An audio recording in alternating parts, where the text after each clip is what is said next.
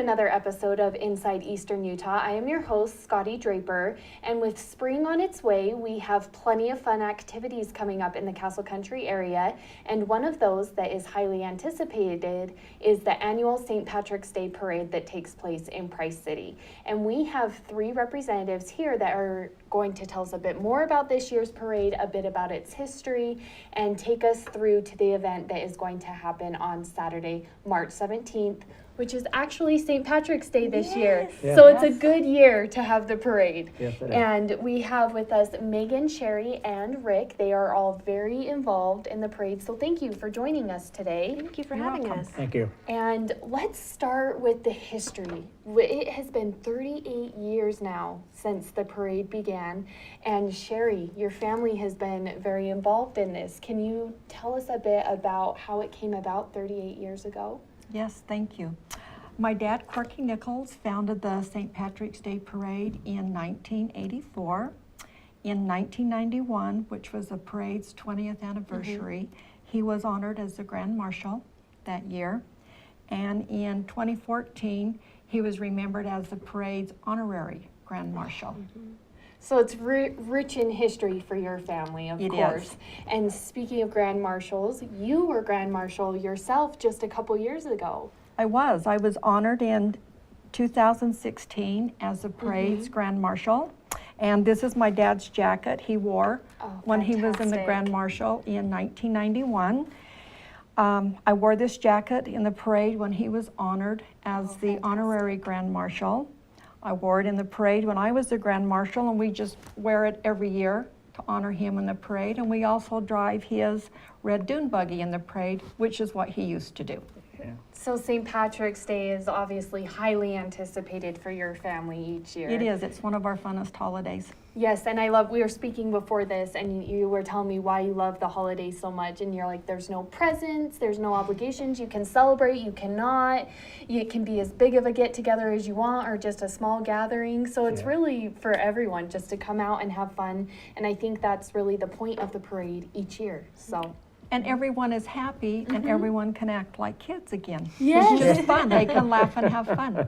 Yes, and there is a lot of fun at the parade, and Megan, you have been involved in the parade for about 6 years now. Yes. And a lot of work, a big undertaking, but you do a fantastic job, and you have a lot of fun things planned this year. Can you tell us a bit about it? Yeah, every year we try to go even bigger, even better, improve it. We listen to the community to see what improvements they'd like to see, and I think it just gets better and better each time.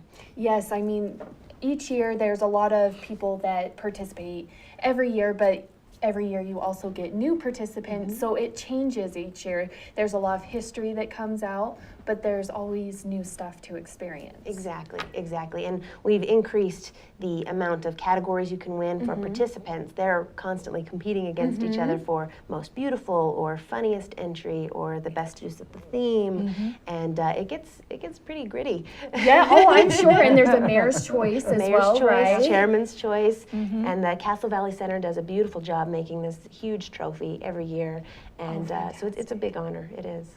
That is great, and I know that you're always looking for new floats and new participants, but there's also some other new things that you're implementing this year. Can you tell us a bit about those? Yeah, well, we're trying to bring it more into using modern technology, and so not only in the way you can register for the parade, we have maps that are emailed out so you know exactly where you're supposed to line up, keep it nice and organized, but also in the coverage of the parade. Yes. This year's the first year that we're implementing ETV10's drone, and That'll so be being fun. able to get the footage from up above and footage from on the ground, it's really going to be fantastic. Yeah, and Mike, he's our director of broadcast operations. He is so excited to fly the drone. It's his favorite. It's his favorite little piece of equipment. And people can still sign up for the parade. You're still accepting floats? Absolutely. We try to give as many people as much opportunity as they can. So next Wednesday, so just a few days before the parade, that's when the absolute cutoff is. But you still have until then to sign up and get a good spot in line. And how do people go about doing that? If they want to, how do they reach you to get a spot? Yep. You can simply go to Price City's website. It's priceutah.net, and or visit their Facebook page. There's an event page on there as well, and that's the easiest way to get in touch. And if we can speak to another new thing that is coming this year is in the past, the committee has sort of decided internally who the Grand Marshal is going to be. That's right. But this year, you guys opened it to the community for nominations. That's right. Why did you make that decision to kind of change that process? For the same reason that we're constantly getting community input, and that's what I love about this area is everybody wants to be involved. And so we had come to the conclusion that the same should go for who should be honored as Grand Marshal, that we should get that input from the community. And so we had a lot of really great nominations. And it was officially decided and is going to be announced. Rick, Yes. take us through how it was decided and who is going to be Grand Marshal this Sure. year. You know, as Megan mentioned, that in the past, it's always been, let's talk about it a little bit with the city council, and we'll nominate people, and then we'll decide who will that person be for the Grand Marshal. And this year, we put it out on the Facebook, and we looked at all the nominees. Joe Peterson, Chancellor Peterson, Yes. was chosen. And with that, I contacted him and was hoping that he would say yes. He did. I gave him all the information to send to Megan, and so we'll have a bio, and we'll go forward with that. So it's been a community involvement from day one, and it's like Megan had said, this is about the community. This Yes. whole celebration is for the community, and that's what we want to portray, and that's what we want to do. Of course, and I think you guys have done a great job of getting the community involved in this. Every year there is just a huge turnout, not only with floats, but with spectators coming out to watch. And it'll be really kind of a nice icing on the cake for Chancellor Joe Peterson. We know he just announced his retirement after the end of this school year. So he'll be retiring this summer. But before then, we're going to give him kind of a nice little send-off in the parade, a little bit of recognition to go along with it. So Rick, you are also, as part of the Price City Council, you are involved in kind of parade policies and regulations. Yes. And so it's a really hot button issue. Can we throw candy? Can we not throw candy? And that's what people want to know. Am I going to get candy? Are people going to be throwing it out? So tell us a bit about that process. Okay, well, what we did is we, of course, didn't want to just arbitrarily go out there and make our own rules and regulations. So we looked at state, their parade policies and so forth, and we came to the conclusion that you can have candy and you can throw candy, but not from a moving float. We take a look at what the safety aspect is for children that like to run out to grab the candy. It's just part of the parade, and so, but their focus is going to get on the candy, Yes. and you have a float going down. So we wanted to eliminate that. And You don't give- want them getting as we close to don't, those but, vehicles. but you and- can walk by your float and throw the candy out to the kids and just have the same experience as when we were kids, going out and getting the candy and so Because that's the forth. best part. If we're being honest, the candy is one of the best Candy parts. and the swag. Exactly. Yes. Yeah, exactly. So anyway, that's what my assignment was just to make sure that what policy we had in place. This year I got a little bit more exposure with the St. Patrick's Day Parade, and I've worked with Megan on some other things, and she's just fantastic in all of her organizing skills and so forth, you know. We'll pat So her on the back since you I can't knew reach I her. was in good hands. So, and it's just going forward. You know, we're going to start everything out with the green eggs and ham at the fire station at 9 o'clock to 11 o'clock. That is a popular event. You gotta get there early before they run out. It's $5 a plate, but everything goes to the Humane Society. So that's where it's going to start out. Then, of course, we're going to have the parade, and it's just a time of the year when people can come down, enjoy themselves, see Yes. friends, neighbors, and take a chair and just enjoy the parade. Yes. I invite everybody out and just become part of that community. It's just a special time. It is a great time of year because this is really kind of the kickoff for spring. Once Yeah. the parade comes around, you know, everything's about to start happening. Like you said, it starts with the green eggs and ham at breakfast at 9.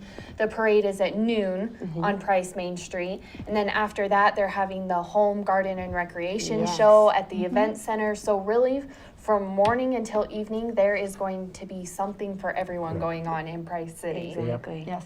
Yes. And I think another thing we can speak to while we've spoke a bit about regulations and candy throwing is you really work to ensure some diversity in the floats. You can see everything from motorcycles to trucks to horses, to vans. It's really a diverse parade. Absolutely. We've got a lot of unique entries this year, and there's even a couple I've been sworn to secrecy because it's never been attempted before, and it's going to be so exciting to see it there on Price Main Street. But Now, you're if that absolutely doesn't right. make you want to come, Yeah. being known that it's that big of a deal. Secret. It's a big secret. I can't say it.